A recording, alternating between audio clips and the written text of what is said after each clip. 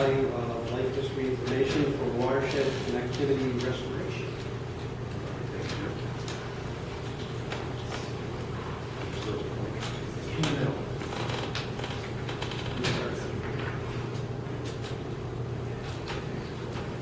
Okay, hello everyone. Relatively new to the area, so what I'm going to be talking about is work from Alaska, where I was living for about 7 years before I came out here to New York. And in this presentation, I'm going to discuss novel techniques to plan for which fish passage projects might attack first in restoring connectivity in watersheds, given that we're always going to have limited budgets and there's going to be more culverts and dams, etc., to address that we can afford to do in any reasonable time. Before I start, I'd like to acknowledge my co-authors. This was a really interesting collaboration between my group is a fish ecologist working directly with computer scientists to pull off some very sophisticated optimizations. So it was a lot of fun. Also, the bulk of the work was conducted by the U.S. Fish and Wildlife Service up in Alaska, so I'd like to acknowledge that. Okay, oh, there's a hair trigger. Okay, so this is the system that I'm going to be talking about. It's in the Big Lake drainage, which is adjacent to Anchorage. So a lot of you, maybe some of you have been to Alaska and you think of it as perhaps intact ecosystems, wide open spaces, and by and large that's true, but not everywhere. So this is the road map over this drainage, and the dots are culverts. So this is a relatively small drainage, about 300 square kilometers, but it doesn't look that different than something you might see here in the Northeast. The key taxon of interest for fish passage in this area is coho salmon. It's the numerically dominant Pacific salmon. It supports, in this system, it supports cultural, sport, recreational fisheries in the watershed and also commercial fisheries out in saltwater, which is this area here, Cook Inlet. So there's been a lot of interest in restoring fish passage in this drainage. Again, it's rapidly urbanizing, and we believe it's starting to have cumulative impacts on Pacific salmon. So, many of you are aware culverts can be impediments to fish passage. In this drainage, we don't have dams, we have a lot of culverts, and only up until about a year ago did we actually have best practices for designing culverts with fish passage in mind. Prior to that, it was just about water conveyance. So if you have a perched culvert, it can even be a barrier to an adult salmon trying to come back to the ocean and spawn. But even baffled culverts or smaller culverts can freeze solid in these high latitude systems. And if you recall, for anadromous fish like salmon, one coho are spending about 2 years in freshwater. It's very small fish. And what we'll see shortly is that they tend to move throughout the watershed. So these are having real impacts. Okay, and in fact, in this system, we've actually seen this drive some extreme life histories. Does anyone know what kokanee is? Anyone heard of that? Okay, landlocked sockeye salmon in the Rideau Range. Well, we found evidence of what we're calling kokanee. These are landlocked, tiny but sexually mature coho salmon. These are just over 200 millimeters, and these were in a lake that was that became cut off and isolated because a culvert became impassable. Okay, so you've got your watershed, you've got a lot of culverts. Where do you start? So here I'm just going to go through a conceptual model of how these optimization techniques work, and then talk about how we extended them to include life history information. Okay, so here's your toy watershed, and you've got 3 barriers. What's commonly done, kind of the low-tech solution, is that you get information on where your barriers are, how much they cost to mitigate, and also you hopefully have information on the amount of area that would be unlocked if you mitigate one of these barriers. And then you can list them in descending order and simply start at the top of the list. Attack the largest project first, and on down the line until you exhaust your budget. Sounds like a good idea, but for anadromous fish and other migratory fish, they actually experience culverts along a very specific pattern. There's an orientation, a network orientation. So in our example here, if barrier 1 was a fish passage barrier and we spent money to take out 2 and 3, we haven't really gained anything in terms of fish passage. So our co-author Jesse O'Hanley and others developed some very sophisticated optimization techniques where you actually pass an optimization model, the orientation of these barriers, and it maximizes the amount of connected habitat that's accessible in choosing which barriers to mitigate first, given the budget constraints. It's a mouthful. And not to scare you with some math, but this is basically what those models look like. The one thing I want to point out here, this top line, this is our objective, maximize the amount of accessible area. But as fish ecologists out there, there's one problem with that, and that's all stream area is not created equal in terms of fish habitat use. So we asked the question, well, if we had detailed information on the life history of coho salmon and could find a way to integrate it in the decision model, would we do better? So we had the opportunity, thanks to funding from the Alaska Sustainable Salmon Fund, to implement about 4 years worth of ecological projects to really examine every life stage in the freshwater of coho salmon, find out what types of habitat they like to use, where they move, when they move. This was a lot of fun. Actually, coho salmon on the West Coast or Pacific salmon are studied ad nauseum, but it turns out there's actually not a whole lot known about coho salmon freshwater ecology in these high latitude systems. So it was a lot of fun to do this work. Over the next few slides, cherry pick some results because this is a fish ecology group, so I'm not just going to talk about optimization. Okay, so we did a lot of minnow trapping over the summer to figure out where the animals summer reared. Okay, that was the first thing that we were interested in.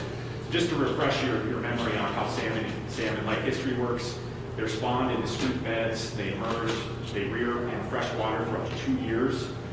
So we've got kind of 2 discrete habitat phases there, summer rearing, and because it's really cold, they have to go somewhere to survive for the winter, so that habitat's usually different. They eventually turn into smolts, so they can breathe salt water, head out to the ocean, start the cycle again.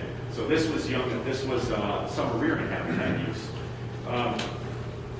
We found an interesting thing that, yes, there's discrete summer rearing habitat. It's in main stem reaches, far and away those are preferred. But we also found something interesting, that there's actually an age cohort difference in habitat use.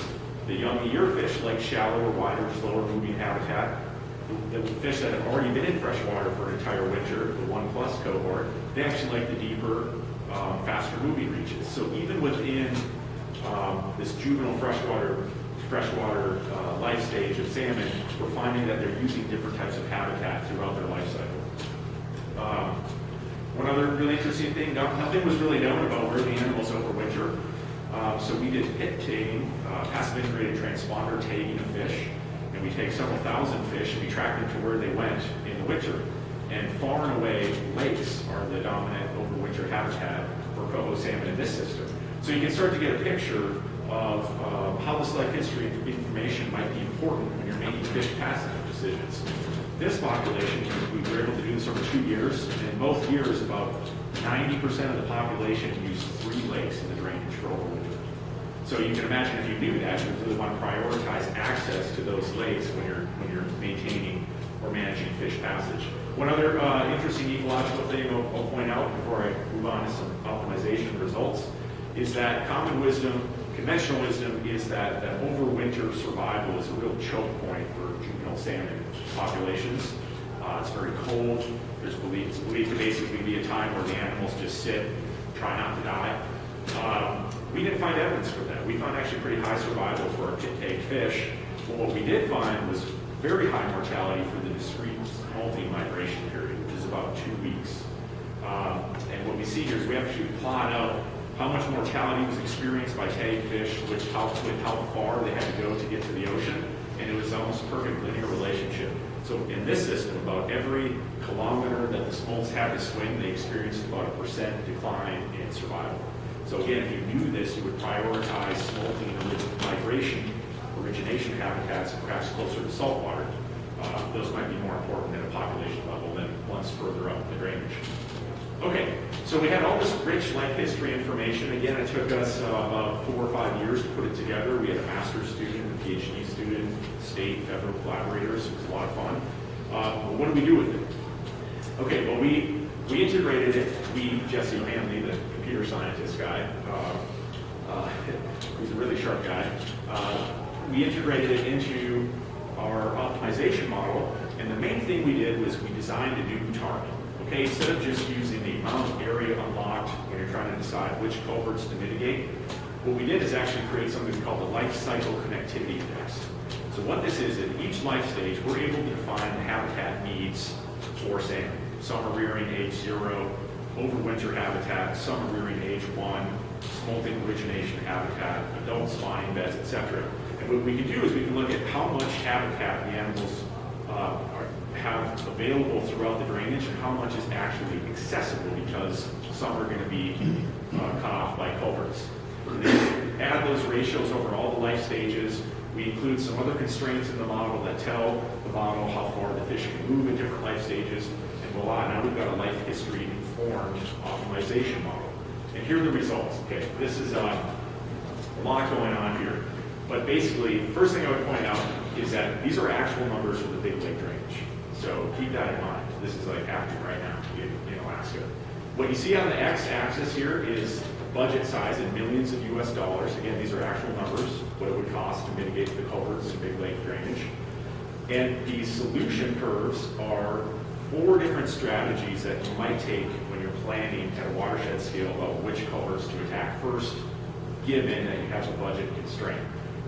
This is the life cycle connectivity index. It's scaled on the level of 0 to 100. So a value of 100 means that all the potential life history specific habitat is accessible, so no fish passage barriers. 0 would mean that at least one life stage is a complete habitat bottleneck. It's not being not accessible because of culverts. So if we spend 0 money in this system, right now we estimate there's about 49-48% life cycle connectivity index. So broadly speaking, about half the life history habitat available is accessible. There's a lot of culverts. There's 70 plus culverts in this small watershed, but not all of them are strong fish impediments. So that's why we have some habitat available. Okay, so this blue line, this is an interesting one. This is an interesting strategy. This is random project selection. So if you have $3 million, randomly pick culverts throughout the watershed, and simulate as if you had mitigated them and see what your ecological benefit was. That seems like a silly way to do planning, but in reality, this is probably how most culvert removals or fish passage projects work at a watershed level, because it's so challenging to coordinate across agencies to manage budgets for anything but year-end fiscal projects. And what you can see here is that's unfortunate if that's the way we have to operate. Let's take an example budget, $3 million. Well, if we're doing random project selections, we're just going to gain a few percentage increase points in our ecological benefit index. This green line is that score and ranking listing procedure I was talking about before. Marginally better, but really very much inferior to these 2 methods. And the difference is that these top lines, these are our optimization efforts. These are where we have information on how the network is put together, and we tell the model that, hey, downstream culverts need to be addressed before upstream ones. The red line is targeting only amount of habitat, considers all habitat equal. And you can see that it does a really good job. It meets the score and ranking and the random project selection. This black line is what we get when we include life history information. So now we're really making strategic decisions about culvert restoration. And you can see that by far and away, that's the best policy to use. So if you have ecological information and can include it in decision making for fish passage, you do much better. We can even go a step further and actually estimate how much that ecological information is worth. What we can do is we can look at, for a given ecological restoration target, we can look at how much it would cost if we used the naive optimization model, that is, we didn't have information on migration or what types of habitat the animals were really needing through their life cycle, versus the life history informed one. And that difference is going to give us the marginal value of ecological information. So let's say we're trying to achieve a 65% restoration target, so 65% of the habitat's unlocked. We could do it with, if we had life history information, we could do it with $2 million. If we did not, it would take us $3 million. If we were just, we would have to spend $3 million without that life history knowledge to get the same benefit. So that's telling us right there that the life history information was worth about $1 million. We can do that over all different restoration targets. And we see that once you get above these really low restoration targets, the value of that life history information in terms of cost savings with mitigating barriers ranges from $500,000 to $1.5 million. And again, these are actual numbers from one drainage. So that equates to about 20 to 50% of the management budget in savings because you have this life history information. That's value of information just in terms of cost savings. But of course, there were other less tangible benefits from doing these efforts. As I mentioned, we had a master's student and some PhD work on this, so it's a great system to train next generation scientists. As many of you know, when you're working in watersheds, you're communicating with landowners, so there's opportunity there to inform landowners about watershed stewardship and the impacts of of fish passage barriers on Pacific salmon. But one last thing I'm going to talk about is in putting together this model, we actually gained some additional ecological insight about at what point in the life cycle is being most impacted by fish passage barriers. As I mentioned before, to put together this model, we had to come up with what is the habitat needs at every life stage. Well, we can actually compute while the model is finishing its optimization what the constriction points are. What are those habitat amounts that are most limited by fish passage barriers? And in this case, it actually turns out to be the summer rearing to overwinter redistribution. So just, I found it quite interesting that you could actually use these models to start learning specifically about what points in the life cycle are being most impacted by fish passage barriers. Okay, so I'll stop talking, say thank you, and hopefully at least got a sense for, or are motivated to go tell your funders or your politicians or decision makers that fish ecology is valuable, and that's the economic decision, the right economic decision to undertake fish ecology projects for watershed restoration. Okay.